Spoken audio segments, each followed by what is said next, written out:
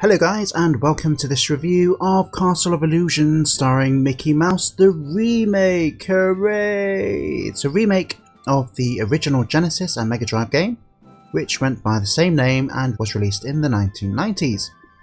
Now, the first concern I had was whether this game was justifiable, and I don't just mean in terms of price, because it is relatively affordable.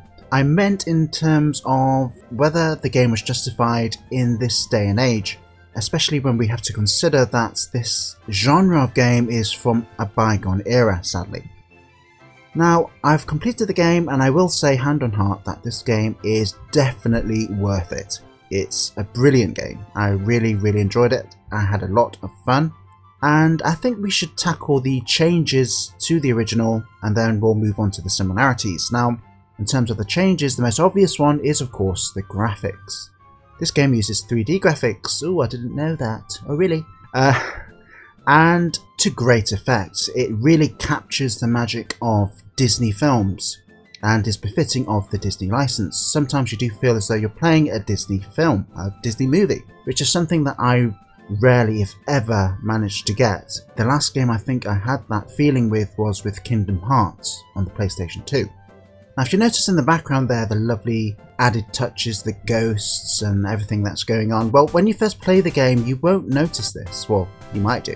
I'm just stupid, so I tend not to notice these things. But anyway, when you replay the level, which you can do in this game, you will notice these lovely added touches. And so, for instance, when you see the ghosts in the background there, you can actually interact with them later on. And that's absolutely brilliant. I really like that.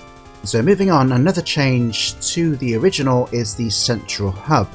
Now, they've obviously taken this from Super Mario 64 on the N64, in that the player can choose basically which level they want to do and in their own time, which I absolutely love. I love that type of thing. I loved it in Mario 64, I loved it in Sonic Adventure, though I'm perfectly aware of others who didn't enjoy that, especially with Sonic, because it detracted from what essentially made Sonic such a famous game in the first place. You know, what I would term the mindless speed platforming elements of the original Sonic.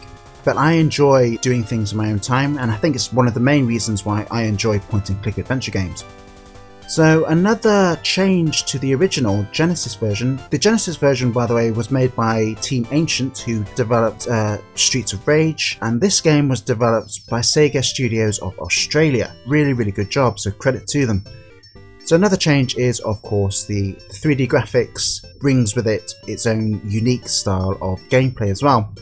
Namely in the fact that it uses what I would say is 2.5D gameplay mechanics. In that, even though it's a 3D game, it more or less utilises a 2D platforming mechanic. It's similar in a sense to Street Fighter 4, in that even though that's a 3D game, it still essentially plays within a 2D playing field. Another change is the boss mechanics. Some boss mechanics are slightly different, though they are more or less the same. And another major change is the collectibles. You can collect things throughout the game, including magic cards and Donald's chilies. If you may or may not know, Donald had his own game, and I think that's a tribute to him. So let's move on to the similarities then, shall we?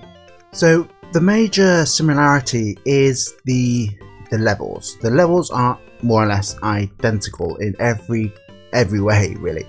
The boss fights too are more or less identical. I will say that when I played the boss fights, I got through the first 3 boss fights without being hit. I mean, I'm not showing off here, I'm just saying that if you play the original game, you can actually get through this game quite easily. And you have to bear in mind that I'm an absolutely rubbish player when it comes to games. Oh god, I'm digging my grave here. But yeah, it's just to prove the similarities between the two games. So the boss fights are more or less the same, the levels are more or less the same, everything is more or less the same. The music too is more or less the same. But as I said, it's not a bad thing because it's a good game. It was a good game, it continues to be a good game to this very day. I'm talking about the original here. And this is a remake, it's just a remake of an awesome game, and that's basically it. So another similarity then is the storyline, which is, shall we say, not very taxing when it comes to interpretation.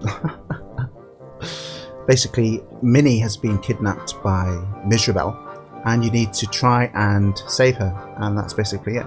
Yes, very taxing stuff.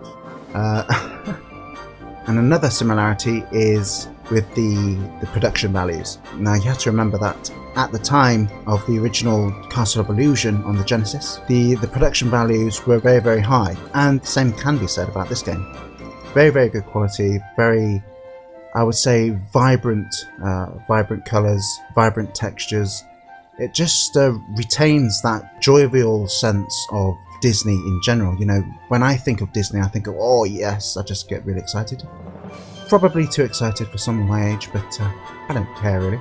And the soundtrack as well, yeah, the soundtrack is absolutely brilliant. The tunes have been remade, and some of the original tunes I still listen to this very day. So, yeah, that's testament to the fact that it was very, very good.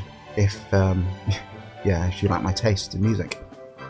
But anyway, the length is still quite short. It's you can complete it in 5 hours, whether you can get all the extras or the achievements, such as the magic playing cards and the Donald Chili Peppers, within that time. Depends, of course, but it's a relatively short game, and I think it's, yeah, I don't think it detracts from that, in the sense that the original game was quite short as well.